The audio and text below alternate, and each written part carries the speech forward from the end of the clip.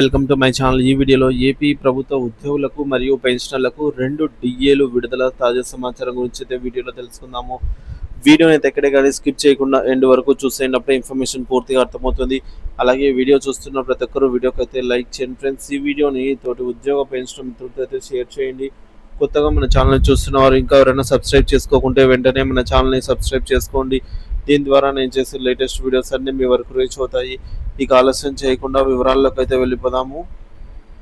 So friends, ఇక విషయానికి వచ్చినట్లయితే డిఏ బకాయిలపై గందరగోళం, వాస్తవం ఎంత, ఏపీ తెలంగాణ ఉద్యోగులకు రావాల్సింది ఎంత, ఒక సమగ్ర విశ్లేషణ. ఇటీవల సోషల్ మీడియాలో ముఖ్యంగా వాట్సాప్లో ప్రభుత్వ ఉద్యోగుల పెండింగ్ డిఏ బకాయిలపై ఒక మెసేజ్ విపరీతంగా వైరల్ అవుతోంది.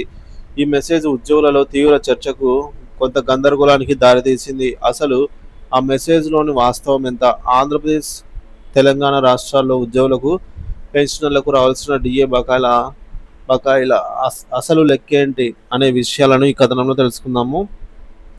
వైరల్ అవుతున్న వాట్సాప్ మెసేజ్ ఒక పరిశీలన. సోషల్ మీడియాలో చక్కర్లు కొడుతున్నటువంటి మెసేజ్లో ఈ క్రింది విధంగా అయితే ఉంది. ఎలా అంటే, ఇప్పటికైనా ఉద్యోగ సంఘాలు కలిసి ప్రభుత్వంపై ఒత్తిడి తేవాలి, పెండింగ్ డిఏలు అని చెప్పి జూలై 2023 గాను 3.64%, జనవరి 2024 గాను 3.64%, జూలై 2024కు సంబంధించి 2.73%, జనవరి 2025కు సంబంధించి 2.73%, మొత్తం కలిపి 16.38%, ప్రతి నెల రూపాయలు 10,000 నష్టము అని అయితే పెట్టారు. దీని అయితే విశ్లేషిద్దాము. సో ఈ మెసేజ్ ప్రధానంగా తెలంగాణ రాష్ట్రానికి సంబంధించిందండి. అలాగే గణాంకాల గందరగోళం. మెసేజ్లో పేర్కొన్న 4 డిఏల శాతం కలిపితే 3.64%, 3.64, అలాగే 2.73, 2.73, మొత్తం కలిపి 12.74% అవుతుంది.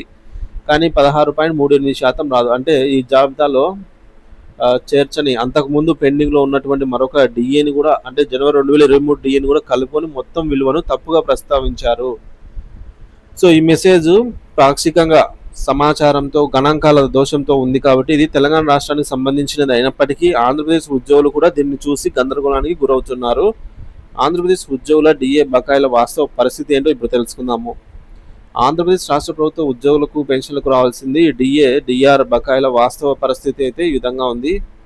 ప్రస్తుతం అధికారికంగా పెండింగ్లో ఉన్న డిఆర్లు జనవరి 2024 గాను 3.64%, అలాగే జూలై 2024 గాను 2.73%, జనవరి 2025 గాను 2.73% రావాల్సి ఉంది. మొత్తం డిఏ పెండింగ్లో ఉన్న డిఏల సంఖ్య 3. సో ఈ మొత్తం డిఏ శాతం ఎంత అవుతుంది? 3.64% ప్లస్ 2.73 ప్లస్ 2.73, మొత్తం 9.1% అయితే అవుతుంది. కాబట్టి ఆంధ్రప్రదేశ్ ఉద్యోగులకు మరియు పెన్షనర్లకు ప్రస్తుతం రావాల్సిన మొత్తం డిఏ శాతం అనేది 9.1%. గమనిక, కేంద్ర ప్రభుత్వం జూలై 2025కు సంబంధించిన డిఏని ఇంకా ప్రకటించలేదు. ఒకవేళ అది కూడా ప్రకటిస్తే ఏపీలో పెండింగ్ డిఏల సంఖ్య 4కు చేరుకుంటుంది. ప్రభుత్వం ముందు ఉద్యోగ సంఘాల డిమాండ్లు. ఏళ్ల తరబడి డిఏ బకాయిలు పేరుకుపోవడంతో ఉద్యోగులు, పెన్షనర్లు తీవ్ర ఆర్థికంగా ఇబ్బందులు ఎదుర్కొంటున్నారు. ఈ నేపథ్యంలో ఉద్యోగ సంఘాలు ప్రభుత్వం ముందుకు పలు ప్రధాన డిమాండ్లను ఉంచుతున్నాయి. ఏంటంటే, మొదటిది, తక్షణమే ఐఆర్ ప్రకటించాలి. కొత్త పిఆర్సీ అమలుకు సమయం పట్టే అవకాశం ఉన్నందున ఉద్యోగులకు తక్షణమే ఉపశమనంగా మధ్యంతర భృతిని ప్రకటించాలి. అలాగే రెండవది, డిఏ బకాయిల విడుదల. పెండింగ్లో ఉన్న 9.1% డిఆర్లను వెంటనే విడుదల చేయాలి.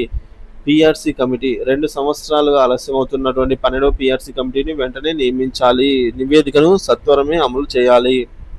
ఇక పాత బకాయిలు. గత ప్రభుత్వ హయాంలో పెండింగ్లో ఉన్నటువంటి ఇతర బకాయిలను చెల్లించడానికి స్పష్టమైన కార్యాచరణను ప్రకటించాలి.